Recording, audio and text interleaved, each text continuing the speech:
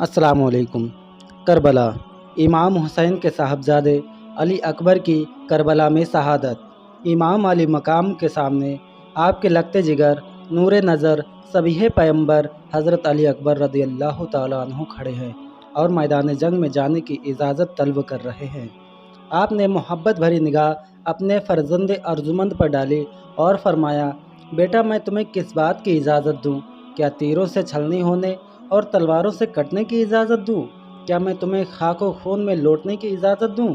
بیٹا تم نہ جاؤ، میں جاتا ہوں کہ یہ لوگ میرے خون کے پیاسے ہیں، مجھے شہید کرنے کے بعد یہ پھر کسی سے تعارض نہ کریں گے۔ علی اکبر نے عرض کیا، بابا جان میں آپ کے بعد زندہ نہیں رہنا چاہتا، مجھے بھی بہشت بری میں نانا جان صلی اللہ تعالیٰ علیہ وسلم کے پاس پہنچا دیجیے۔ چہیتا بیٹا جس کی کبھی کوئی ہٹ اور ضد ایسی نہ تھی جو پوری نہ کی گئی ہو، مگر آج تو وہ گردن کٹانے اور خاک و خون میں لوٹنے کی اجازت طلب کر رہا ہے۔ اجازت دیں تو کس طرح، اور نہ دیں تو اس کا شیشہ دل چور چور ہو جائے گا اور باغ و رسالت کا گل ساداب رنج و غم میں کملا جائے گا۔ مگر جب بیٹے کا اصرار بہت زیادہ بڑھا تو امام علی مقام کو چاروں ناچار اجازت دینی ہی پڑی۔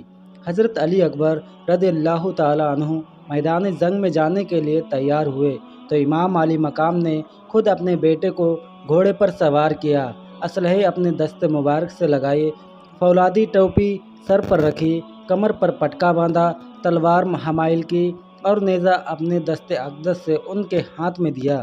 بیٹے نے اپنے بابا جان اور خیمے میں کھڑی ہوئی دکھ رسیدہ بیویوں کو سلام کیا اور میدان جنگ کی طرف چل پڑے۔ 18 سال کا یہ حسین جوان جس کا چہرہ زیبا عقائد عالم نور مجسم صلی اللہ تعالیٰ علیہ وسلم کے زمانے جہاں آرا کا خطبہ پڑھ رہا تھا اور جس کا روح طبع حبیب کبریا کے جلوہ زیبا کی یاد دلا رہا تھا، میدان کارزار میں پہنچ گیا۔ اسد اللہ شیر نے صفِ اعداء کی طرف نظر کی، ذوالفقار حیدری چمکایا اور یہ رز پڑھنا شروع کی، اے یزیدیوں جان لو کہ میں علی اکبر ہوں، میرے باپ کا نام حسین ہے جو فاتح خیبر علی حیدر کے نور نظر ہیں، اور کان کھول کر سن لو کہ ہم اہل بیت رسالت ہیں، اللہ کے پیارے رسول سے ساری دنیا میں ہم سے زیادہ کوئی قریبی نہیں ہے۔ شہزادہ علی وقار نے جس وقت یہ رز پڑھی ہوگی، میدان کربلا کا ایک ایک چپا اور ریگستان کوفہ کا دل پتھر سے بھی زیادہ سخت تھا، انہیں کوئی اثر نہ لیا اور ان کا سینہ اہل بیت نبوت کینے سے پاک نہ ہوا۔ پھر آپ نے فرمایا، اے ظالموں، اگر تم اولاد رسول کے خون کے پیاسے ہو تو جو شخص تم میں سے بہادر ہو اسے میدان میں بھیجو، جور اسد اللہ دیکھنا ہو تو میرے مقابلے میں آ جاؤ۔ مگر کسی میں ہمت نہ تھی کہ آگے بڑھتا اور کس کے میں تاب و تیاں تھی کہ شیر زماں کے سامنے آتا۔ تب بار بار کی للکار کے باوجود ہمت کوئی مقابلہ میں نہیں آیا تو آپ نے خود ہی آگے بڑھ کر دشمنوں کو تنہا کی صفحہ پر حملہ کر دیا۔ جس طرف رخ کیا یزیدی کائی کی طرح چھٹتا چلا گیا اور ایک ایک بار کئی دیب پیکر زبانوں کو گرا دیا۔ کبھی لشکر کے میمنہ پر چمکے تو اسے لشکر منتصر کر دیا، اور کبھی پلٹ کر فوج کو میسرہ پر جھپٹے تو اس کی صفوں کو درہم برہم کر ڈالا، اور کبھی کلیہ لشکر میں غوطہ لگا کر شمشیر زنی کا وہ جوہر دکھایا کہ کشتوں کے پشتے لگا دیے۔ ہر طرف شور برپا ہو گیا، بڑے بڑے سورما ہمت ہار گئے اور بڑے بڑے بہادروں کے حوصلے پست ہو گئے۔ ہاشمی شیر کا حملہ نہ تھا بلکہ قاہر الہی کا ایک عذاب عظیم تھا جو یزیدیوں پر نازل ہو گیا تھا۔ تیز دھوپ اور تپتے ہوئے ریگستان میں لڑتے لڑتے جب پیاس سے بے قرار ہو گئے تو آپ پلٹ کر امام علی مقام کی خدمت میں آئے اور عرض کیا، ابا جان پیاس کا بہت زیادہ غلبہ ہے، اگر پانی کا ایک پیالہ مل جائے تو میں ان سب کو موت کے گھاٹ اتار دوں۔ مہربان باپ نے عزیز بیٹے کی پیاس دیکھی مگر یہاں پانی کہاں تھا تو اس تشنہ شہادت کو پلایا جاتا۔ دست شفقت سے چہرے گلوگوں کو گرد غبار صاف کیا، اپنی انگوٹھی دی کہ اسے منہ میں رکھ لو اور فرمایا، بیٹا اب تمہاری سیرابی کا وقت بہت نزدیک آ گیا، ان قریب تم ساقی کوثر نانا جان صلی اللہ تعالیٰ علیہ وسلم کے دست اقدس سے کوثر کا ایک ایسا جام پیو گے کہ اس کے بعد کبھی تمہیں پیاس نہیں ستائے گی۔ شفیق کی باپ کی تسلی سے کچھ تسکین ہوئی تو پھر آپ میدان جنگ میں پہنچ گئے اور دشمنوں کے مقابلے ہو کر پکارا، کوئی جو میرے سامنے آئے۔ عمرو بن سعد نے طارق بن شیش پہلوان سے کہا، بڑے شرم کی بات ہے کہ ایک نوجوان اکیلا میدان میں ہے اور تم ہزاروں کی تعداد میں ہو۔ اس نے پہلی مرتبہ للکارا اور جب تم میں کوئی مقابلہ میں نہ گیا تو اس نے خود آگے بڑھ کر حملہ کیا، تمہاری صفوں کو درہم برہم کر دیا اور تمہارے بہت سے بہادروں کو تہہ تیگ کر دیا۔ بھوکا ہے، پیاسا ہے اور دھوپ میں لڑتے لڑتے تھک گیا ہے۔ اس حال میں وہ تمہیں پھر للکار رہا ہے۔ اگر تم میں سے کوئی اس کے مقابلے کی طاقت نہیں رکھتا تو ہے تمہارے دبائے شجاعت پر، اگر کچھ غیرت ہے تو میدان میں پہنچ کر اس کا مقابلہ کر اور سر کاٹ کر لے آ۔